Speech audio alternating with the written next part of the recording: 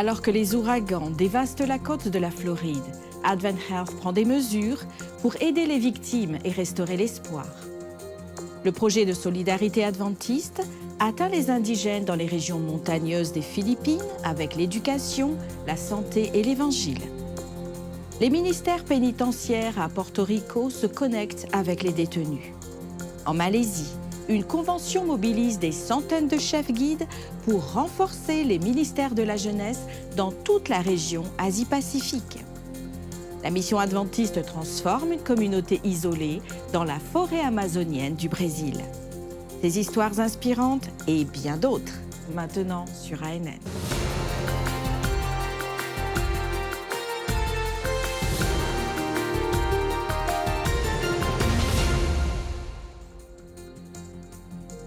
La Convention des chefs guides en Malaisie a rassemblé 750 dirigeants engagés à renforcer les ministères de la jeunesse dans la région du sud de l'Asie et du Pacifique. Sous le thème « Reconstruire l'autel », cet événement a présenté des moments de reconnexion avec Dieu et une formation pratique axée sur le discipulat et le service chrétien. Les participants ont été équipés pour diriger et soutenir leurs pairs, favorisant ainsi la croissance spirituelle et un engagement envers la mission de répandre l'Évangile.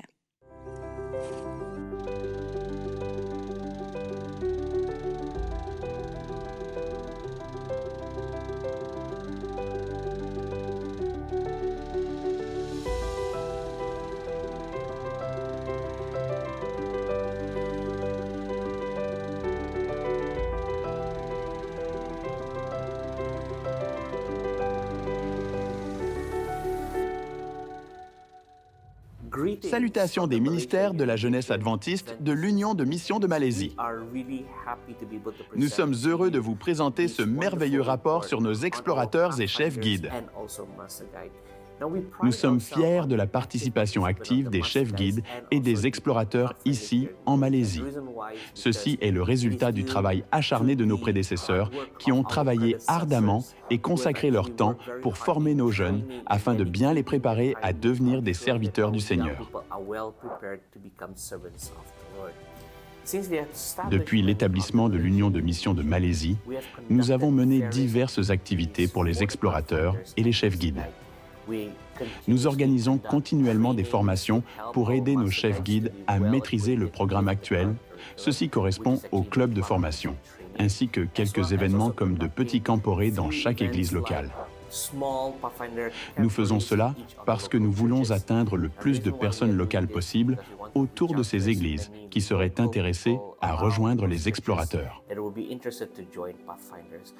Lors de la Journée mondiale des explorateurs, nos jeunes sortiront pour effectuer des services communautaires tout en menant des actions dans leurs églises. Notre tout premier camporé des explorateurs, auquel ont participé presque 2000 personnes, voire plus de 2000 participants inscrits et même certains qui sont simplement venus. Nous avons accueilli tout le monde.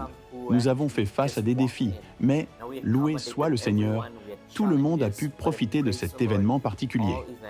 Alors, laissez-moi vous donner un petit aperçu des moments forts dans la vidéo qui sera présentée juste après. 14 régions de la mission Sabah, un contingent de la mission Sarog et un contingent de la mission de la péninsule malaisienne ont participé au défilé.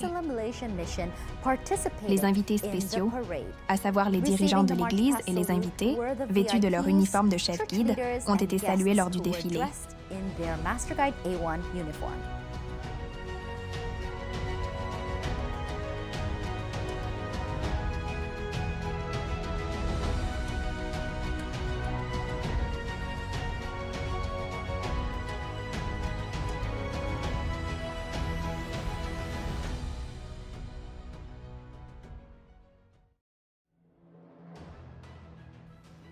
« 123 chefs guides en formation de la mission de Sabah et Sarawak ont été investis lors d'une cérémonie d'investiture.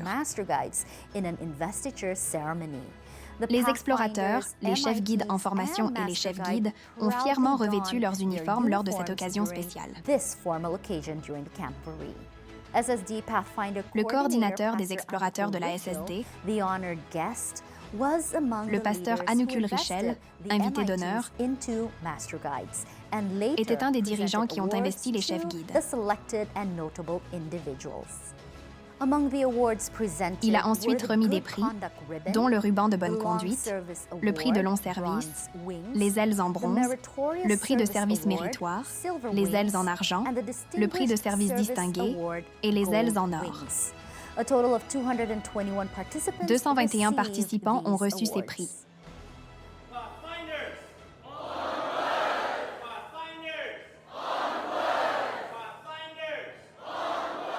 Ces chefs guides dévoués et inspirés sont maintenant prêts à conduire de nouvelles générations à devenir des disciples du Christ et à impacter le monde de manière significative avec le message de son amour.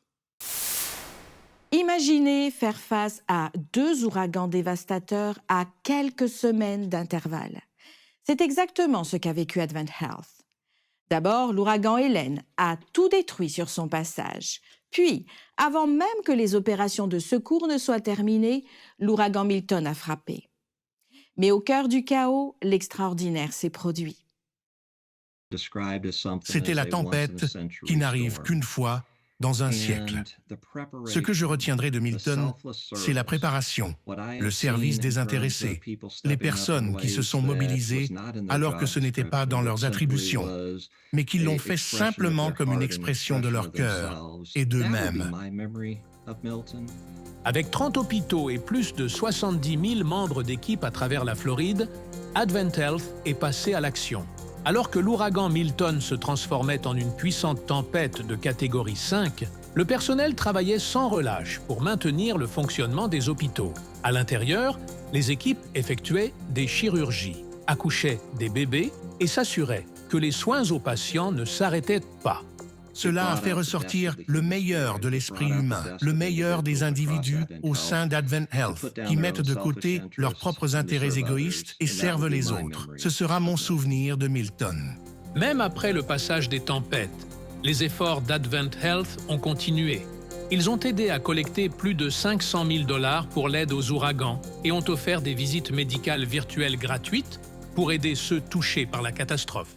Ce sont les personnes qui se sont mobilisées alors que ce n'était pas dans leurs attributions, mais qui l'ont fait simplement comme une expression de leur cœur et d'eux-mêmes. Lorsqu'une crise survient, il est facile de se sentir accablé. Ces tempêtes nous ont montré comment la compassion et le service peuvent redonner espoir dans les moments les plus sombres. Au cœur de la forêt amazonienne au Brésil, des bénévoles de l'Église adventiste du 7e jour transforment la vie des habitants des rives et créent une espérance chez une communauté confrontée à de nombreux défis dans l'une des zones les plus reculées du pays. Sur les rives du Rio Cuieiras, au cœur de l'Amazonie, se trouve Nova Canao, un établissement riverain d'environ 40 familles, situé à environ 10 heures de Manaus. Et accessible uniquement par bateau, la communauté fait face à l'isolement de la forêt et à un manque de services de base, rendant la vie quotidienne difficile tant pour ceux qui y vivent que pour ceux qui choisissent de servir. Depuis juillet 2023, des bénévoles des régions Est et Nord de São Paulo, en partenariat avec l'Institut des missions du Nord-Ouest, apportent non seulement la foi, mais aussi un soutien pratique aux résidents. La construction d'une maison de mission et d'un centre d'influence fournit un lieu d'abri pour les missionnaires et un espace pour des rassemblements spirituels et sociaux. Les dirigeants de l'Église adventiste soulignent que l'objectif est plus que de simplement construire des structures physiques. Il s'agit de bâtir des vies et de laisser un héritage de foi et d'espoir en prévision du retour de Jésus, pour une communauté à plus de 3000 km de là où vivent les bénévoles. Lors de la première semaine d'évangélisation, 13 personnes ont été baptisées, dont 8 un seul samedi, tandis que 16 autres continuent d'étudier la Bible. Avec le soutien des missionnaires, la communauté a également commencé à construire un restaurant communautaire pour générer des revenus. Les dirigeants du village expriment leur gratitude, soulignant que les actions de l'Église adventiste ont apporté un soulagement bienvenu, répondant à de nombreuses difficultés qu'ils ont rencontrées grâce aux efforts des bénévoles. Les pasteurs soulignent que la mission ne se limite pas à la construction, mais représente la force de l'Évangile même dans les profondeurs de la forêt. Cette mission renverse les barrières de l'isolement en apportant de l'espoir aux rives et au cœur de la forêt. Que davantage de bénévoles soient inspirés à partager leur foi dans les endroits les plus reculés, comme Jésus nous l'a commandé. Allez, faites de toutes les nations des disciples. Dans cet épisode des Profils ANN, l'animatrice Alyssa Truman interviewe Billy Biaggi, vice-président général de l'Église adventiste du 7e jour. Ensemble, ils explorent son parcours inspirant de foi, son leadership et son dévouement au travail missionnaire mondial. Le pasteur Biaggi donne également un aperçu de son rôle au sein de l'organisation adventiste. Quel est le travail d'un vice-président général? Nous avons différentes responsabilités et missions comme responsable de la communication, des publications et du culte. Nous présidons également certains comités. En ce qui me concerne, je préside le comité de la Radio mondiale adventiste et de Hope Channel International, ainsi que de nombreux autres comités. J'ai une question.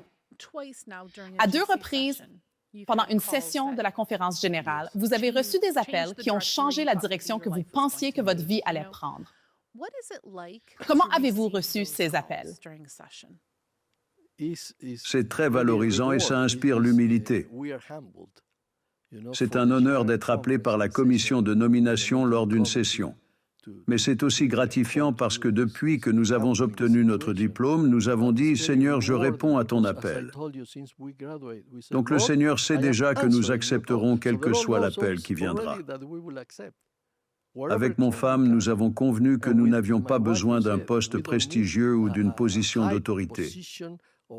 Nous irons humblement où il nous emmènera, car il sait ce qui est mieux pour notre famille et pour la mission de l'Église. Il ne s'agit pas de la position. C'est une situation qui remplit d'humilité et qui est un privilège, celui de servir le Seigneur. J'ai voyagé avec vous une fois au Brésil pendant environ 10 jours. Je crois que c'était ça. Ce que j'ai retenu, que j'incorpore maintenant dans beaucoup de ce que je fais, c'est votre amour pour 8,1 milliards de personnes. Vous êtes la personne qui suit ça de près. La dernière fois, nous étions à 8 milliards. Maintenant, nous sommes à 8,1. Nous étions à 7,5 ou 7,3. Je ne me souviens pas en 2015. Alors, vous suivez ça? Pourquoi? Parce que pour chacun d'eux, le Christ a donné sa vie sur la croix du Calvaire. Par conséquent, pour le ciel, chacun est important. Cela devrait l'être pour nous aussi. Pour visionner l'épisode complet et d'autres vidéos explorant plus en profondeur la foi adventiste du 7e jour et son histoire, visitez notre chaîne officielle sur YouTube. Dans les montagnes reculées de Mindanao, SULAD, une organisation à but non lucratif, a commencé son parcours pour favoriser la croissance des peuples autochtones par l'éducation et le développement communautaire. Aujourd'hui, nous découvrons comment une vision partagée et des sacrifices précoces ont jeté les bases d'une initiative qui continue de rendre autonome et de transformer des vies à travers les Philippines. Au cœur de Mindanao, au milieu de ces paysages époustouflants et de ces cultures diverses, se trouve une histoire d'espoir, de transformation et d'engagement indéfectible.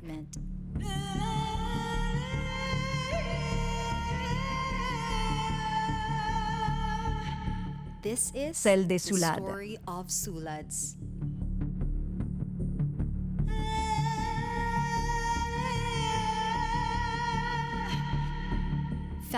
Fondée il y a plus de 60 ans, les Soulades, ou services de croissance socio-économique, d'alphabétisation, d'anthropologie et de développement, ont commencé avec un rêve de 2 dirigeants dont la vision était d'améliorer la vie des tribus autochtones aux Philippines. Le début du travail des Soulades est similaire à l'expérience de Pierre et de Corneille en Acte 10. Pierre et Corneille ont tous les deux eu une vision. 2 parties avaient donc reçu la même vision sur le travail qui devait être accompli. Les personnages sont Dato, Tibalawan et Sumbu, Ogdampaan. C'est un endroit éloigné dans le Bukit Nun central. En hauteur dans l'arrière-pays, le chef Manubu Taylor et Napoléon Sagwan Senior, le superviseur du jardin du collège de Montimbi, il y a quelques années.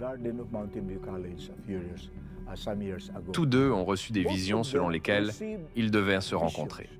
Ils devaient se retrouver quelque part à Valence. Et ils sont tous deux arrivés au même endroit, et lorsqu'ils se sont vus, ils ont immédiatement reconnu qu'ils étaient les personnes qu'ils avaient vues dans leurs visions ou rêves.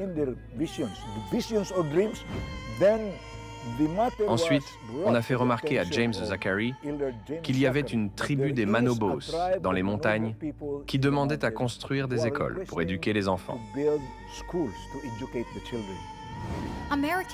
Des missionnaires américains du Mountain View College, dont Zachary, Dr. Lewis et Christensen, ont travaillé avec les locaux pour collecter des fonds et envoyer des étudiants pour enseigner le christianisme dans les régions montagneuses de Bukidnon.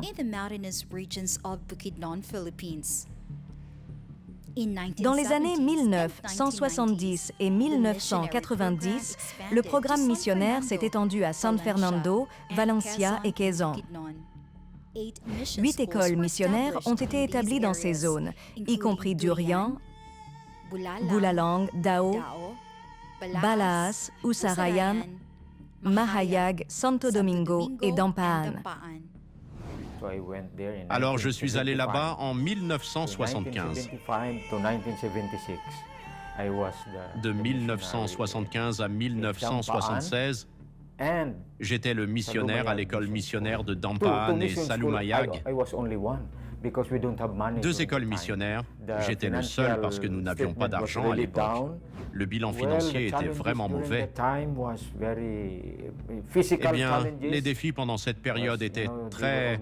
il y avait des défis matériels, ils étaient presque nus, les Manobos. Ils ne connaissaient pas, disons, les pratiques sanitaires, pas de latrines, rien. Et bien sûr, c'est nous qui leur avons appris. Je me souviens encore d'avoir reçu des chaussures d'Amérique, des chaussures à talons,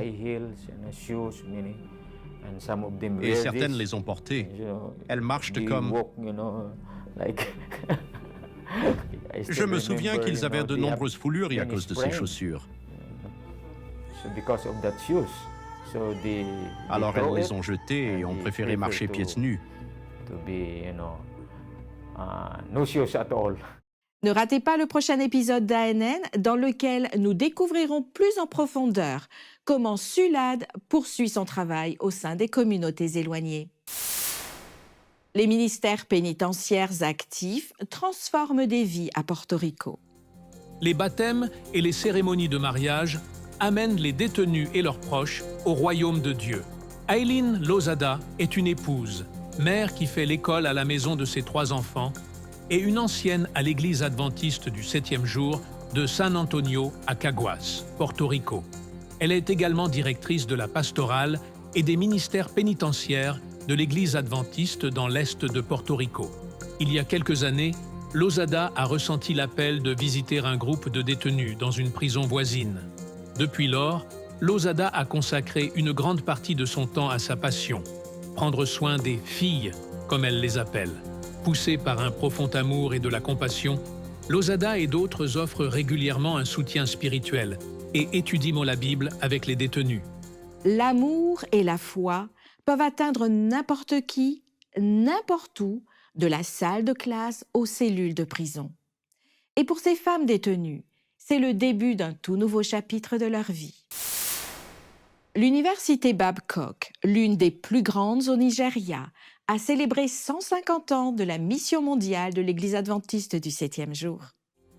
L'université Babcock a organisé une série d'événements spéciaux pour marquer 150 ans de la mission adventiste mondiale, y compris un événement sur le thème « Un voyage de foi et d'engagement ». La célébration a présenté de la musique, des couleurs vives et des activités communautaires, mettant en avant l'héritage missionnaire de l'Église. Le programme comprenait de la musique, des témoignages, des récitals bibliques et un service spécial du sabbat. Des pionniers et des membres significatifs de l'institution ont été honorés. 7 jeunes prédicateurs ont partagé des messages sur les efforts missionnaires et l'histoire de l'Église, soulignant son héritage spirituel et missionnaire. Pendant les événements, un programme de sensibilisation communautaire a distribué des paniers alimentaires, des articles d'hygiène et des vêtements, bénissant les veuves et les personnes âgées. Félicitations à l'Université Babcock pour cette célébration de 150 ans de mission adventiste et pour ses efforts à répandre le message du salut et le retour imminent de Jésus. Pasteur Ko Sali, avec sa femme et sa fille Kayla, a fait un pas pour Dieu en déménageant à Hickory, en Caroline du Nord, pour servir dans une église Hmong. Soutenus par les ministères adventistes des réfugiés et des immigrants, leur mission est d'autonomiser la communauté Hmong locale et de former des dirigeants au partage de l'Évangile. Le pasteur Ko Sali, sa femme Terry et leur fille Kayla sont sur le point de faire un saut dans la foi pour Jésus. Ils s'installent à Hickory en Caroline du Nord pour répondre à l'appel de Dieu à s'impliquer dans l'implantation d'une église Hmong. Le pasteur Ko est un pasteur Hmong originaire de Thaïlande. Et Terry coordonne le ministère adventiste pour les réfugiés et les migrants en Amérique du Nord. Les ministères adventistes pour les réfugiés et les migrants ont été lancés en 2009 par la division nord-américaine. 2 ans plus tard, l'offrande du 13e sabbat de 2011 a donné un véritable coup d'envoi à l'implantation d'églises. Elle a permis à une équipe de consultants en implantation d'églises, issus de 12 groupes linguistiques, de visiter et d'encourager des groupes dispersés de familles de réfugiés récemment réinstallés. Notre tout premier objectif pour atteindre d'autres cultures devrait être de trouver les personnes que Dieu a appelées et de leur donner les moyens d'atteindre leur propre peuple. Ces consultants ont organisé les groupes en implantation d'églises, encadré leurs dirigeants et les ont mis en relation avec les conférences locales. Ils étaient efficaces, ils étaient respectés, les gens étaient attirés par Dieu. En général, ils implantaient des églises de manière efficace, avec succès, partout où ils allaient et ils se sentaient également appelés à atteindre leur peuple. Avec l'aide du Saint-Esprit, l'œuvre a commencé à se développer rapidement. Le nombre de groupes linguistiques a doublé. Le nombre de congrégations de réfugiés a triplé, passant de 57 à 179. Le nombre de membres a quadruplé et les baptêmes annuels ainsi que la dîme ont été multipliés par 8. Une fois organisées en implantation d'églises, celles-ci ont rapidement commencé à servir leur communauté. L'offrande du 13e sabbat nous a permis de fournir un petit budget de voyage et de leur permettre d'aller implanter des églises dans des régions où il n'y en avait pas, mais où ils avaient déjà commencé à toucher les gens. Ils ont pu aller exercer leur ministère, implanter des églises au sein de petits groupes, puis ils ont pu atteindre leur communauté et leur travail a progressé et s'est développé au-delà de ce que j'aurais pu imaginer. Le pasteur Ko Sali a déjà implanté 3 églises Hmong et met tout en œuvre pour une 4e.